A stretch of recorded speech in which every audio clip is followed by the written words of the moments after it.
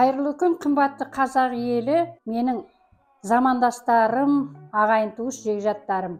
Бүгін мен сіздерге қазақ халқының десем, енді артықтау болар, бұны өзбек халқы да дайындайды екен, бірақ біздің қазақ халқынікі басқаша. Бұл қырғыз қазақ ағайын бірге туған болғанбыз, сондықтан қырғыз бен қазақ көп дайындаған.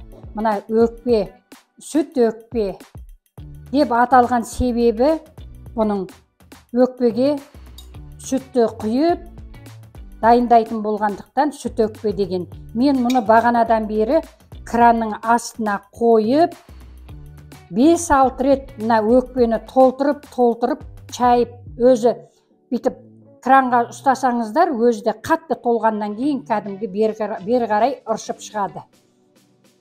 Сөйтіп 5-6 рет шайқап қойып қойғанмын, бағанадан бері тағы да ішіне өзі тұрып 1-1,5 сағаттай қойып қойдым, ішіндегі суы өзі төгіліп бопты. Енді соны сіздерге дайындап көрсетейін деймін.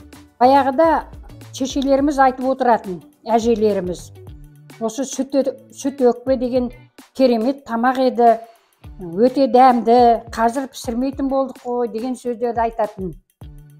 Онда баламыз мән бермептім. Енді мен ана жер міне жерден қарастырып, естіген білгеніммен менде сол сүт өкпені жасап көруді көптен бері армандап жүргенмін. Енді бұны бүйтіп сүт құйған кезінде ыңғайлы болу үшін екі жағын бүйтіп кішкене тіліп аламыз. Осындай әппақ болу керек міне. 5-6 шайқағанда толтырып әппақ болады. Міне енді өкпенің екі жағын кішкене осылай етіп тіліп алдым. Себебі бүйтіп ұстағанда қолың тайғанайды. Оған міне сүт өкпе болғандықтан, сүтпен жасалатын болғандықтан сүт өкпе деп аталған. Біздің қазақ халқы тағамға шебер, осындай малдың әрбір мүшесін тағам жасаған ғой. Неше түрлендіріп. Мынау шикі сүт, себебі ол өкпенің ішінде тұрып, бәрібір піседі ғой, сондықтан шикі сүт. Бұны бұрынғы заманда сүт өкпені жиі пісіретін болғандықтан, мағынасы зор. Сондықтан бұның мағынасы ортадағы өкпе назымыз ұзаққа созылмасын деген сондай ойларменен дайындаған. Бастарын біріктіріп, ағайын туыс, ет асып, өстіп, сүт өкпе дайындаған екен. Мен бұған енді тұзсыз енді ешқандай тағам болмаған ғой, енді кішкене татытып тұз салайын деп тұрмын. Бұнда 3 литр сүт кетті, 3 литр сүт құйдым. Көріп тұрсыздар, тұзы ерісін деп араластырып жатырмын. Сіздер де кішкене ренжісіп жүрген ағайындар болса, өстіп сүт өкпе жасап, бір-бірлеріңізді шайға шақырыңыздар. Енді біраз қарабұрыш салайын деп тұрмын. Дәмді, қазір дәмдеуіш қосып, барлық тағамға дәмдеуіш қосамыз ғой. Сондықтан дәмдірек болсыншы деген ойменен қарабұрышта салып жатырмын. Қымбатты менің ағайын туыс жекжат жұраттарым, мені қолдап, лайктарыңызды басып, осылай менің видеодағы тағамдарды дайындауға тырысыңыздар. Көпшілігі видеомды тіркеусіз, лайксыз көріп жатыр, ешқандай қиын шаруа емес қой. Бір бармақты баса кетесіздер, болды ғой. Бір-бірімізді қолдайық ағайындар. Біздің мына ескіріп бара жатқан тағам түрлері, Аллаға шүкір, қазір бәрі интернеттен қарап, естіп, қазір барлығы шығарып жатыр ғой, қайтадан өзімізге оралып жатыр, ескі тағамдарымыз естен шығып кеткен. Маған енді көмек керек болып тұр.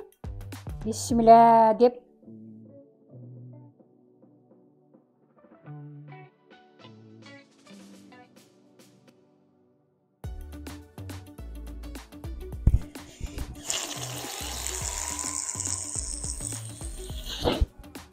Бұған ешқандай жиіркенбеңіздер.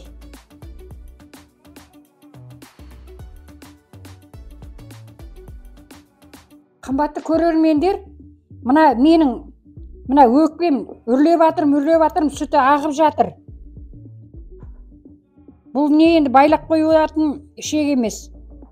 Сондықтан енді болғанша пісіруге тура кеп тұр. Техникалық ақау. Өкпе тесік болды. Сондықтан мен қазір жылдамырақ, бұған енді 3 литр сүт кету керек еді, одан да көп кетуі мүмкін. Сондықтан жылдамырақ кастрюльге салып пісіре берейін деп ойлап тұрмын. Мына өзінің сүтін, өзіне арнаған сүтін құя салайын деп тұрмын. Сонымен пісіремін. Қымбатты көрермендерім, менің сүт өкпем дайын болды. 35-40 минутта дайын болады. Қазір мен сіздерге сонша 2,5-3 литр сүт кетті, бірақ осындай кішірейеді екен. Бисмилля деп кесейік.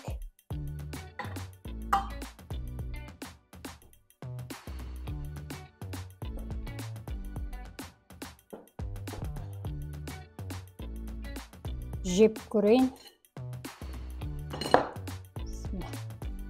Дәмді болады екен.